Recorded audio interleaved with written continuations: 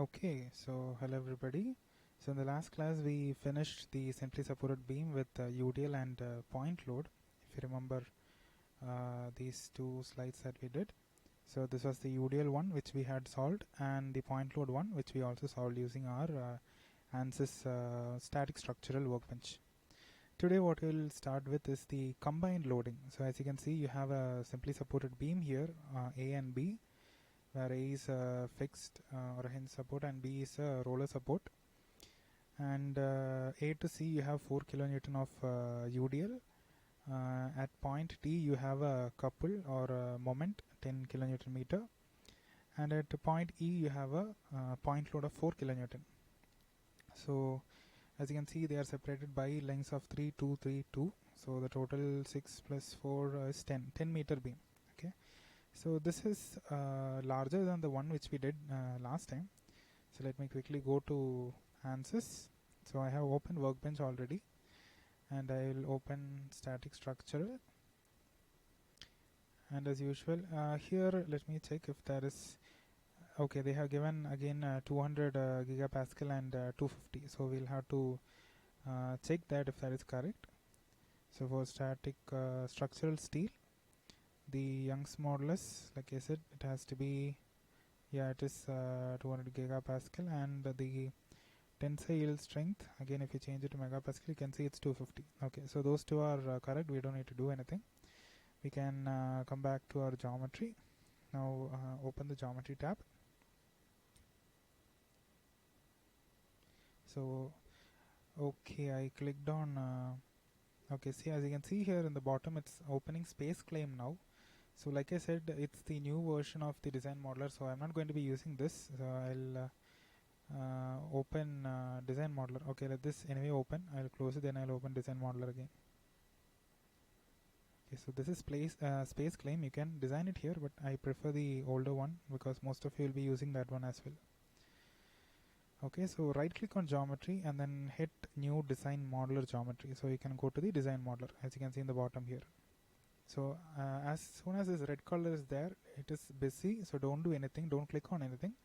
When it turns green, that means you're ready to work on. Okay, so like the last time, you have as you can see in the PPT, we have a a square which is 100 mm by 100 mm beam. So we'll draw that in the XY plane, I guess. So like last time, before we go into it, let me just open the grid. Let me look at the screen. Okay, oh yeah, units you need to change it to millimeter. We are working in millimeter now.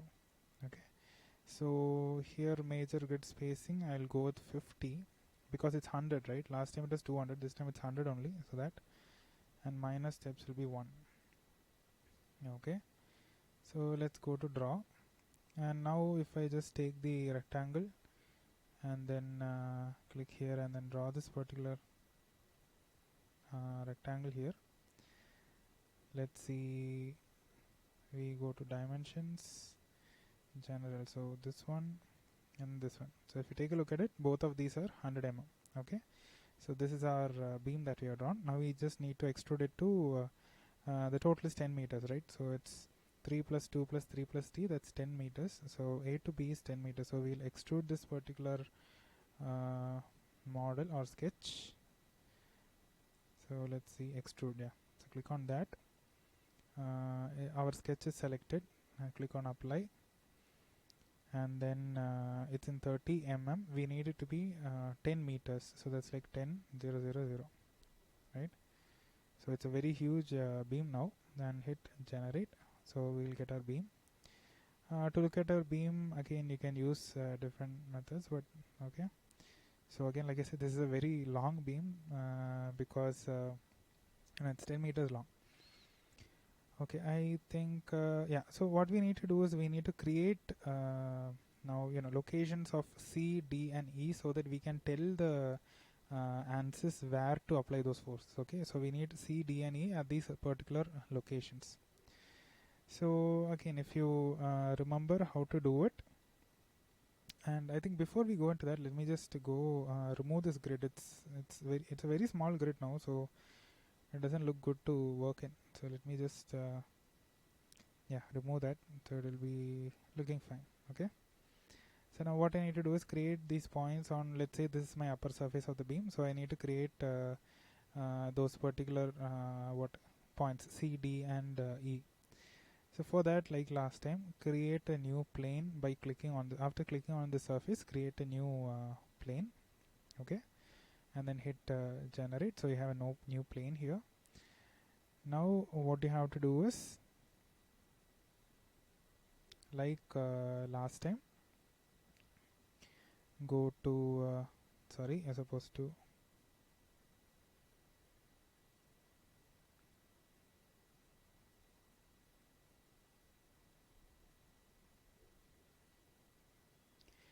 so go to sketch, modify, offset, and then I don't know, any edge, it doesn't matter which edge. So let me zoom in, go to the edge selection filter and then click on this edge. Okay, then right click on it and then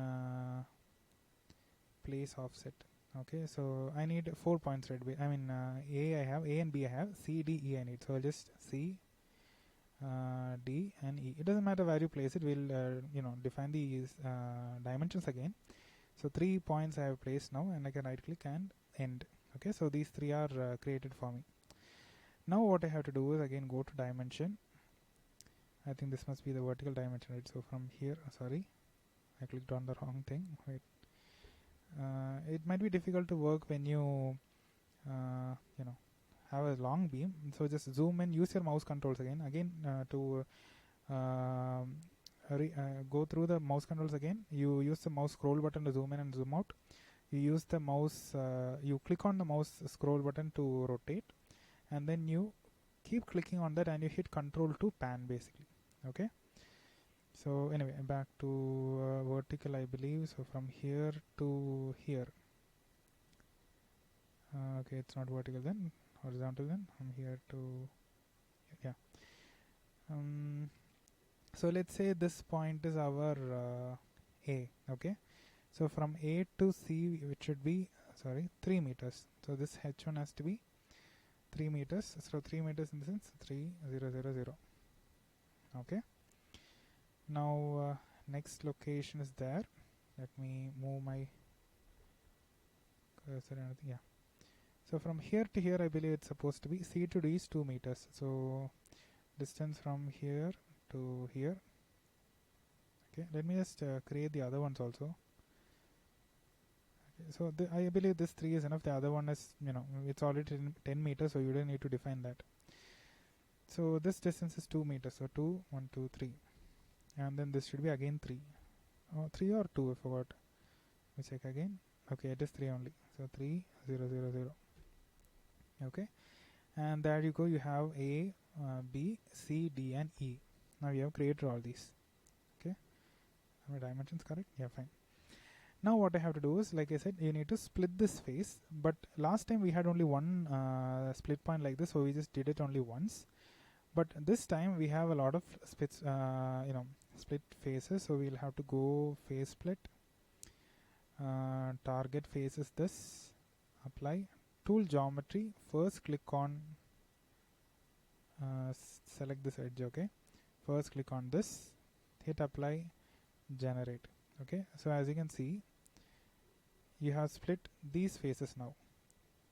Okay. I hope you can understand what you have done. Okay, only this face you have split now. This is still continuous, so you need to split these also. So just follow the same procedure. Tools, face split. That face is already selected, so hit apply and then click on, if you can't click on this, right, this tool is here, just selection filter, go to edge selection, click on this, hit apply, hit generate, and that is also split. Come here, use the same face split option, click on this face, apply, click on tool geometry, click on the edge selection filter, click on this edge, apply, and then generate. So now what you have done is, you have basically have, you have 1, 2, 3, 4 different phases. Now we can apply the forces easily now. Okay, so always when you're doing something, right, always remember to save your objects all the time, or your projects all the time, so that you can go back to it and find out whenever you need it.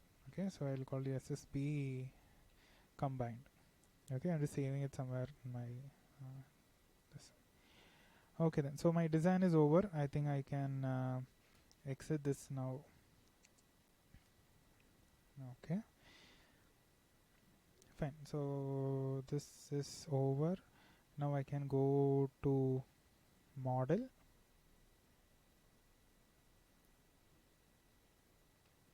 It's starting mechanical now, as you can see in the bottom here. So depending on your system's RAM, we'll have to, or we might have to wait. So please wait until it opens, and after it is open also please wait. Like I said, there will be a green color tick mark, or wait till everything comes up. Okay, so yes, you have the geometry now. Okay, and the face is also split. Everything came up here as well.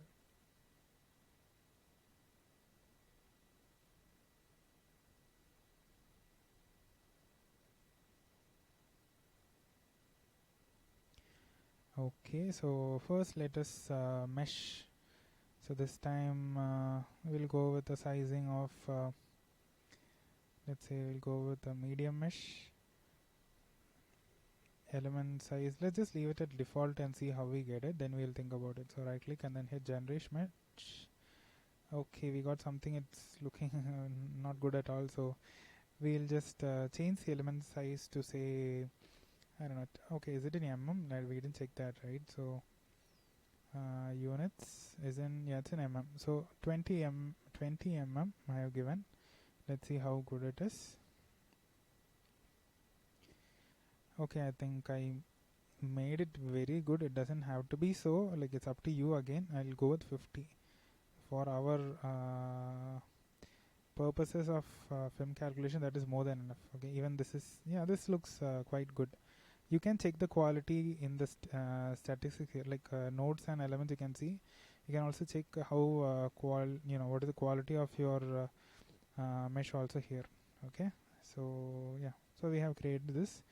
Now, as usual, it's the same procedure. Always keep your project saved so that you don't lose any data. So first things first, you need to insert your supports, right? So fixed support in this particular location. Let me see edge selection. I need to click on that edge very carefully. That will be a difficult thing to do. Okay, so let me come here. Yeah, so this is my A point, right? So it's a fixed edge. It's easy, nothing to do much here. Now I need to go to this point. Now see, I'll have to rotate this. Let's see, so this will be displacement. Okay, I did select that, I believe. So it's, just check. Yeah, I did select that. Okay, as you can see, right, I selected this edge, hit apply.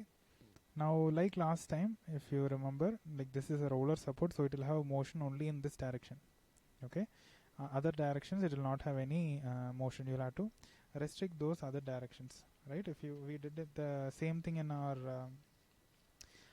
point load and our UDL, if you remember.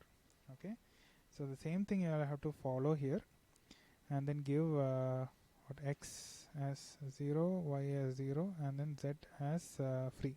Okay, don't do anything to z. So you'll have motion in the z direction. Okay, now okay, so that is also done. Now we can go ahead and apply our forces. Now this is the okay, ignore this A and B here. Like we gave A and B here differently in our diagram. A and B is different. Okay, so don't get confused with both.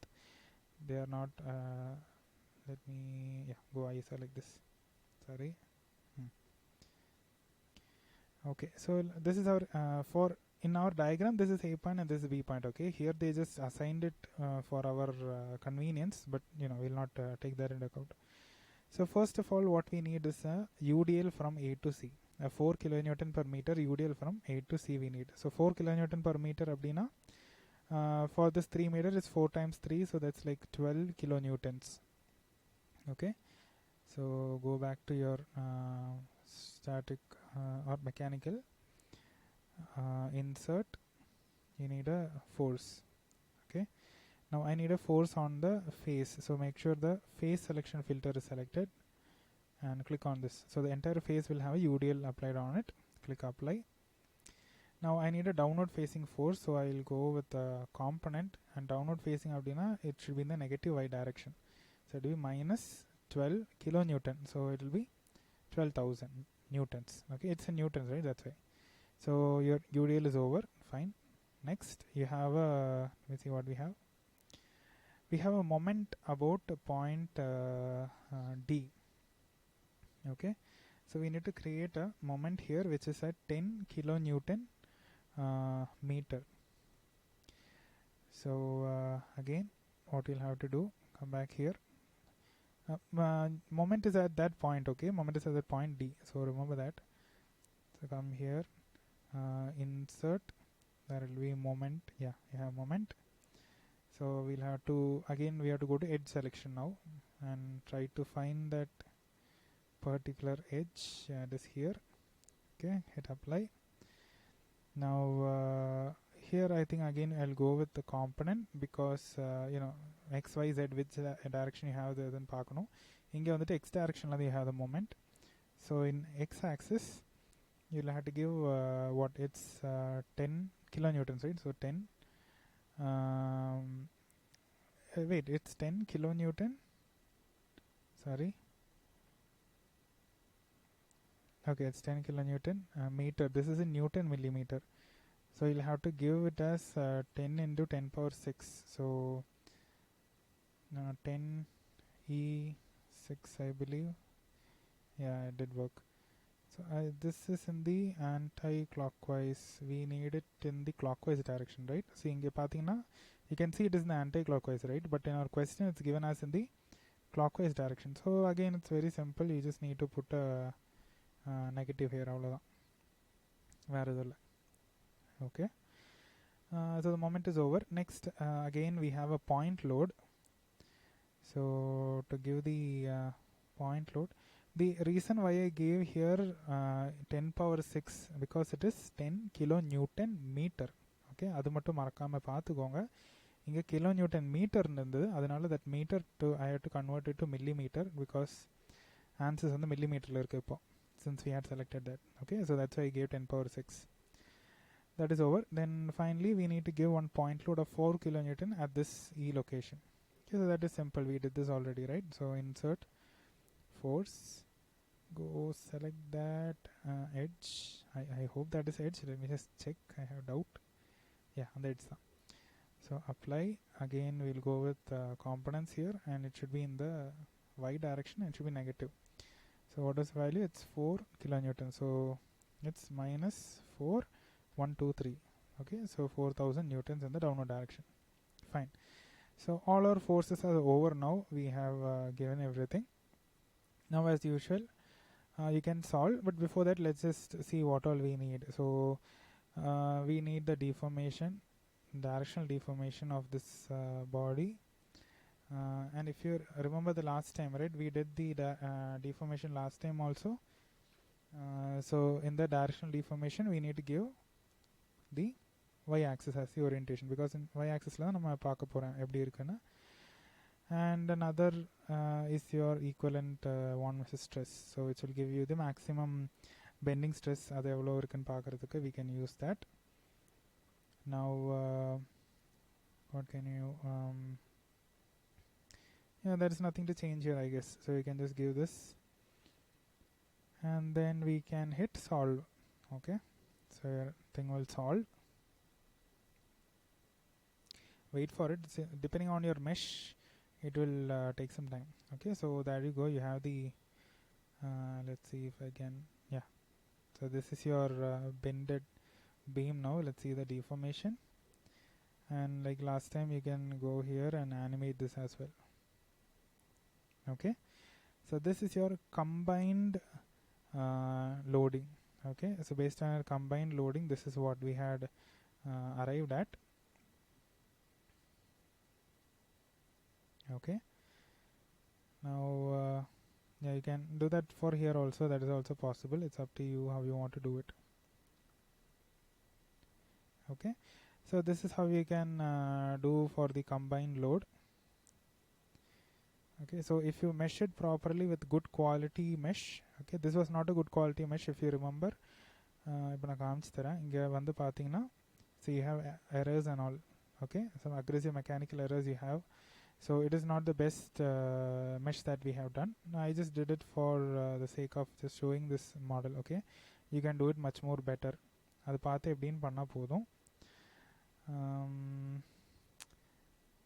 Any other thing? Okay, I think there is nothing else to be added here. Okay, so that is with respect to your combined loading in a simply supported beam. Okay, you can try different kinds of loading as well. So okay, so with that I think I will stop this video, and in the next video we will take a look at how to do the process for a flat plate with a central hole. Okay, so this is an important topic where you study under the stress concentration factor, both in structures and in FEA you won't have it predominantly, but this is a very good topic, a very important topic in structural analysis, the stress concentration factor, SCF. So we study this in terms of that. So we'll see that in the next video. Thank you.